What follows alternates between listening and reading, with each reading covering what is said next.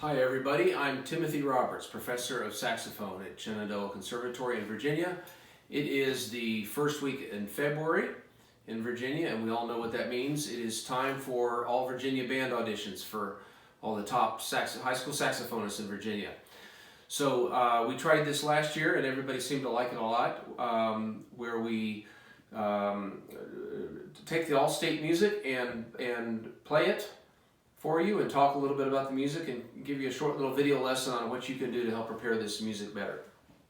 I'd like to also mention that the whole instrumental faculty at Shenandoah this year is making these instructional videos for their respective instruments. So if you have friends that want to see some more video instruction on this all Virginia band music, please see our YouTube channel where you can find an instructional video on every instrument for the All Virginia band music. I also wanted to let everybody know that Shenandoah is doing a single read day on Saturday, April 18th from 9 o'clock in the morning until 9 o'clock at night. It's going to be a lot of fun. If you're in high school and you play saxophone, please come see us. The registration link is at su.edu/conservatory/invites/single-read.day, and we'll list that for you below on this video. It's a whole day full of saxophone lessons and master classes and vendors and exhibits and saxophone ensemble rehearsals and a concert right before dinner. Includes all your meals, and then at the end of the night the Shenandoah Wind Ensemble will be doing the premiere of Carter Pan's new double concerto, and I will be playing the saxophone part in addition to Professor Garrett Zoder will be playing the clarinet part with me on that double concerto. Also wanted to mention that July 6th through 11th, Shenandoah is hosting a new event called the National Wind and Percussion Workshop. We'd love to have you if you're a high school wind instrumentalist of any sorts or percussion player. Please visit our website at nationalwindandpercussionworkshop.org. So I'm going to play this music for you now. You can listen to it, follow along with your part at home. These parts are downloadable from the VBODA website, and then we'll talk a little bit about some tips to help you play it better.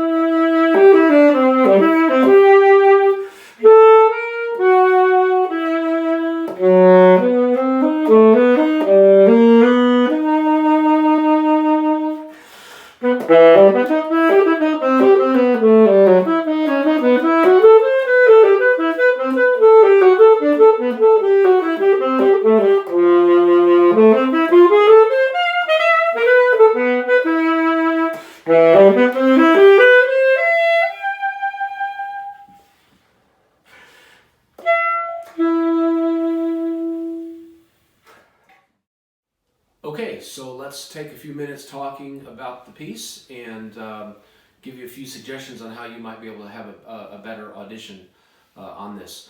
This year, the alto saxophone excerpt is the same as the tenor one, except the key signature.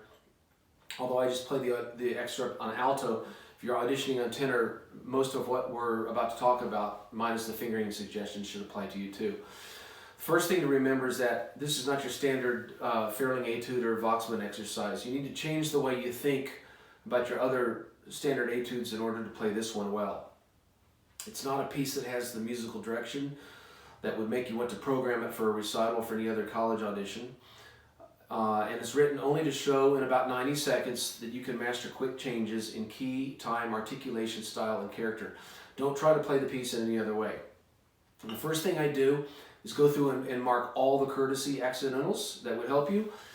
Although the key signature in the piece stays the same throughout, the accidentals take some crazy and unexpected turns in pretty much every measure.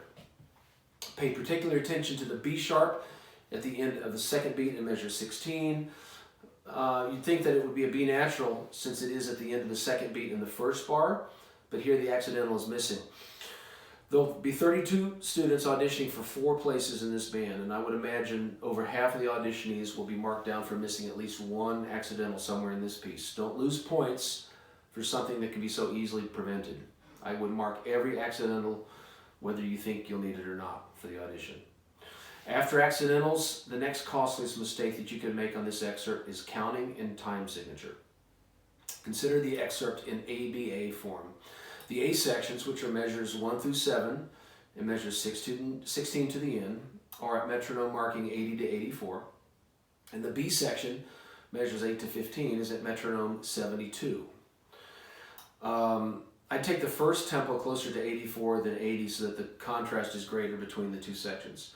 Practice both of the A sections simultaneously, leaving out the B section, with your metronome at 84, and then go back and practice the B section separately with the metronome at 72. Now, with the retard in measure 7 and the accelerando in measures 13 to 15, can you successfully transition between the two different tempi each time that it changes? The next thing to consider is breathing. Decide on and mark in advance where you plan on taking your breaths. Remember that a breath doesn't have to be at a rest. It can be anywhere that breaks up a musical idea. Unless you're able to circular breathe, and I know a few of you are, I'd recommend breaths after the downbeat of measure 6, after the half note in measure 8, before the last eighth note in measure 10, after the first beat in measure 13, after the first beat in measure 14, before the last note of measure 15, after the first note of measure 20, after the first note of measure 22, and then after the fermata at the end of measure 22. One small thing here that I noticed also for myself, the 2 lines at the beginning of measure 11 are not a grand pause. I thought they were the first time I sight read through this. They just indicate the measure number, so make sure you mark that. At the end of measures 7 and 10, draw yourself into a big dramatic climax. Put a grand pause at the end of the F double sharp in measure 7 and the B flat at the end of measure 10. Both of these notes serve as pickups into a new idea. Bring these out. Not many of your colleagues are going to do that when they're in the audition, but it will demonstrate your understanding of a phrase. It will set you apart from the other students auditioning. At the end of measure 15, the last A flat. Finger it with the low C sharp key. This will help you set up your hand, your right hand, to play the low C sharp at the beginning of measure 16. The last idea is the last 2 notes of the piece. They'll tend to be out of tune. Take the high C sharp, cover it with the first 2 fingers of your right hand to bring the pitch down, and then on the very last C sharp, of course, cover it the standard way with the thumb and the 3rd finger of the left hand to bring that pitch up. That octave is going to traditionally be too big. You want to shrink that octave. And then put a smattering of really warm vibrato on that very last note before you cut it off. The last thing is something that I think will really help you. It doesn't have anything to do with this specific excerpt. Thinking outside the music itself. When you enter the audition room, remember why you're there in the first place. Be grateful for the fact that you were given the talent and the ability to audition for the best band in Virginia. Very few students have gotten as far as you have. It's important to realize that if you're truly grateful for being in the room to do what you love doing, which is your music, then you can't be nervous. You think about it. It's impossible to be nervous and grateful at the same time. Having this little piece of knowledge will help you with every challenge you have in your life, whether it's auditioning for the All Virginia Band in high school or something much larger later on. So good luck to everybody. Leave your comments. I'd be honored to know how you did after the audition is done. Good luck to everybody, and go play well. Hope this helped you. Feel free to leave comments for this under the video, and tell all your classmates in band to watch all of the videos that Shenandoah instrumental faculty have made for you for this year. Come to the single read day that we talked about at the beginning of the video, and come to Shenandoah this summer for our first wind ensemble workshop. Thanks.